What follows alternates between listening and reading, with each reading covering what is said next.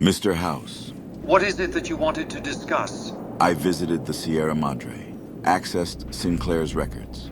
I found a holotape of a meeting with Vault-Tec. You were present.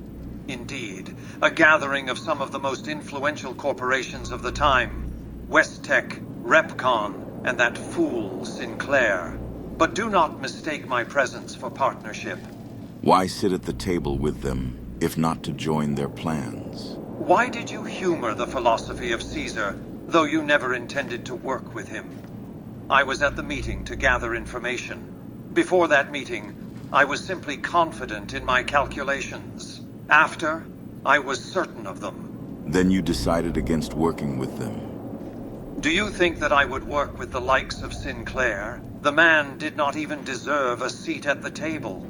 He thought himself clever for securing a majority stake in Big Mountain.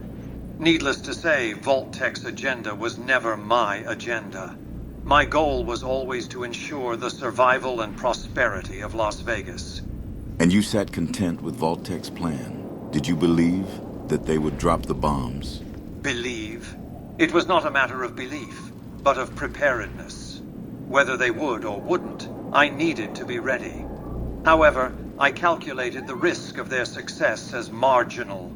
My preparations were centered around the real threat, global tension reaching inevitable conflict. And yet you allowed them to build Vault 21. As a failsafe, yes. I could ensure that an entire population was ready to repopulate Vegas and restore it to its former glory. Vault-Tec had other plans. You see, by the end of the Great War, Vault-Tec was fully in bed with the Enclave. Many of their operatives entered cryostasis in the lowest levels of Vault 21. A commendable effort, but ultimately defeated by my development of active stasis. Just a few years before the first of them would awaken from their pods, I opened Vault 21 and allowed the main population to settle in Vegas. Then, as you know, I filled the lower levels with concrete.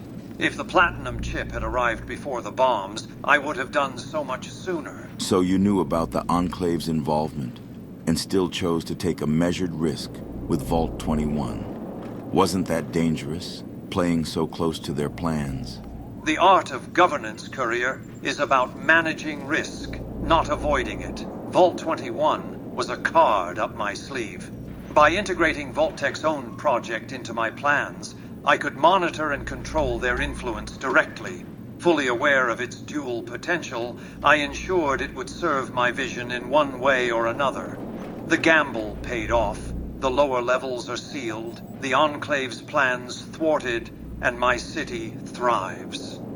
I can't help but think about all the lives that were shaped by these decisions. People living in ignorance of the forces that controlled their destiny. Indeed. The weight of such decisions is not lost on me. The greater good sometimes necessitates hard choices. My focus has always been the long-term survival and prosperity of New Vegas. It's a heavy burden to bear. One I carry willingly. New Vegas is my legacy. It must be preserved at all costs, even from the follies of the past. Now you have your orders regarding the El Dorado substation. Time is of the essence, Courier. We cannot afford distractions.